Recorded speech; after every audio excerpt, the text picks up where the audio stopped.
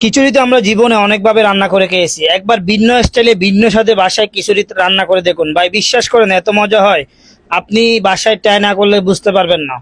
সম্পূর্ণ ইউনিক এবং নতুন স্টাইলে একটা খিচুড়ি রান্না করে দেখাবো আজকে। তার জন্য প্রথমে আমি এখানে 40 পিস ডিম, 2 কেজি আলু বয়েল করে নিয়ে নিচ্ছি। তার মধ্যে 1 টেবিল স্পুন হলুদের গুঁড়া দিয়ে দিচ্ছি, 1 টেবিল স্পুন লবণ দিয়ে দিচ্ছি, হালকা একটু সোয়াবিন তেল দিয়ে এগুলি সুন্দর করে মিক্স করে সোয়াবিন তেলের মধ্যে এটি আমি সুন্দর করে ফ্রাই করে নিব।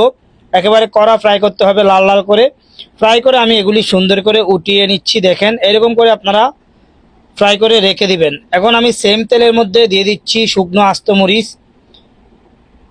এরপরে হাফ কেজি পরিমাণ পেঁয়াজ, দেশি পেঁয়াজ, কিছু রসুনের কোয়া আর কিছু কাঁচা মরিচ, 2 টেবিল স্পুন মতো দিয়ে দিচ্ছি আস্ত জিরা, রেগুলার কিছু গরম মশলা, দারচিনি, এলাচি, তেজপাতা, আর কিছু না। এখন আমি পেঁয়াজটা সুন্দর করে ফ্রাই করে নিব। পেঁয়াজটা যখন ফ্রাই হয়ে যাবে এখানে আমি আদা রসুন পেস্ট দিয়ে দিচ্ছি 250 গ্রাম মতো। আদা রসুনটা আমি এখানে সমান সমান পেস্ট করছি। এখন 5 মিনিট সুন্দর করে এখানে ফ্রাই করে নিব তেলের মধ্যে, যেন আদা রসুনের কাঁচা গন্ধটা চলে যায়। যখন কাঁচা গন্ধ চলে যাবে এখানে আমি হাফ লিটার পরিমাণ পানি দিয়ে দিচ্ছি। পানিটা দেওয়ার পরে আমি এখানে ইনগ্রিডিয়েন্টসগুলি দিয়ে দিব। 2 টেবিল স্পুন উঁচা উঁচা হলুদের গুঁড়া দিয়ে দিচ্ছি, কিছুটিতে একটু হলুদের গুঁড়া বেশি দিবেন। এখন দিয়ে দিচ্ছি আমি জিরার গুঁড়া। আমি জিরার গুঁড়া ইউজ করছি এখানে 4 টেবিল স্পুন মতো। ধনিয়ার গুঁড়া ইউজ করছি 3 টেবিল স্পুন মতো। গুঁড়ামরিচ দিব 2 টেবিল স্পুন। গুঁড়ামরিচটা আপনারা একটু কমিয়ে দিবেন, তাহলে খিচুড়ির কালারটা পারফেক্ট আসবে, সুন্দর আসবে। এখন দিয়ে দিচ্ছি 1 টেবিল স্পুন মিক্স গরম মশলা, স্বাদ মতো লবণ। আমি যে কোনো খাবারে একটু লবণ প্রথমে কমিয়ে রাখি, পরে লাগলে আবার দেওয়া যায়। এরপরে 1 টেবিল স্পুন চিনি দিয়ে এই মশলাটা সুন্দর করে কষায় নিব মিনিমাম 7 থেকে 8 মিনিট। 7 থেকে 8 মিনিট আপনি মশলাটা ভালোভাবে কষায় নেবেন। এরপরে মশলা থেকে যখন আপনার তেল ছেড়ে দিবে আমি এখানে 7 কেজি চাল দিয়ে দিচ্ছি, পোলার চাল। চালগুলো আমি আগে থেকে 1 ঘন্টা ভিজিয়ে রাখছিলাম, আপনিও অবশ্যই চালগুলা ভিজিয়ে রাখবেন। এখন চালগুলি এখানে মিনিমাম 5 থেকে 6 মিনিট এই গ্রেভির মধ্যে চুলাটা মিডিয়াম আঁচে রেখে ফ্রাই করে নিব। এটা অবশ্যই করবেন, তাহলে খিচুড়ির টেস্টটা ভালো আসবে। আমার যখন ফ্রাই করা শেষ হয়ে যাবে আমি 1 কেজি চালের জন্য 1.5 কেজি করে পানি আমি এখানে দিয়ে দিচ্ছি। আমার এখানে 7 কেজি চাল আছে, আমি 10 কেজি 500 গ্রাম পানি এখানে দিয়ে দিচ্ছি। এরপরে পানিটা যখন গরম হয়ে যাবে আপনি হাফ কেজি পরিমাণ টমেটো এখানে পাতলা স্লাইস করে দিয়ে দিবেন, তাহলে এই খিচুড়ির টেস্টটা আরও বৃদ্ধি আসে।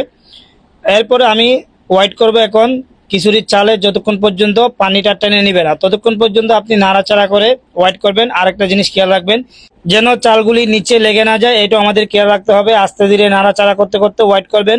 যখন আপনার খিচুড়ি থেকে প্রপার পানি টেনে যাবে তখন আপনি চুলাটা একেবারে ডিম করে দিয়ে এভাবে সুন্দর করে এক লেভেল করে দিয়ে আমি যে ডিমগুলি ফ্রাই করে রাখছিলাম, যে আলুগুলি ফ্রাই করে রাখছিলাম এগুলি দিয়ে দিচ্ছি। দেখেন এরপর দিয়ে দিচ্ছি অল্প একটু ঘি। বাসায় ঘি না থাকলে এখানে একটু হালকা সরিষার তেল ইউজ করতে পারেন, কোনো সমস্যা হবে না। ঘি দিলে ফ্লেভারটা ভালো আসবে। এখন আমি দিয়ে দিব এখানে অল্প কিছু ধনিয়া পাতা কুচি করে দিয়ে দিচ্ছি। ভাই বিশ্বাস করেন একবার এভাবে রান্না করে দেখুন, আপনার আর কোনো কিছু লাগবে না।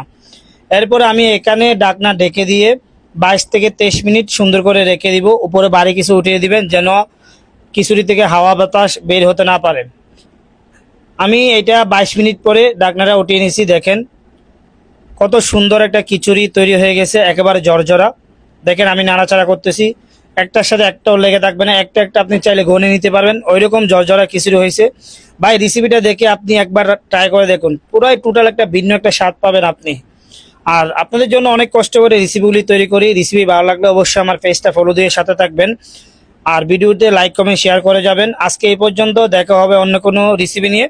সে পর্যন্ত ভালো থাকবেন, আল্লাহ হাফেজ, আসসালামু আলাইকুম। আর আপনারা যারা রেগুলার আমার ভিডিও দেখেন, আমার একটা ইউটিউব চ্যানেল আছে জাভেদ কিচেন বিডি, সবাই একটু সাবস্ক্রাইব করে পাশে থাকবেন।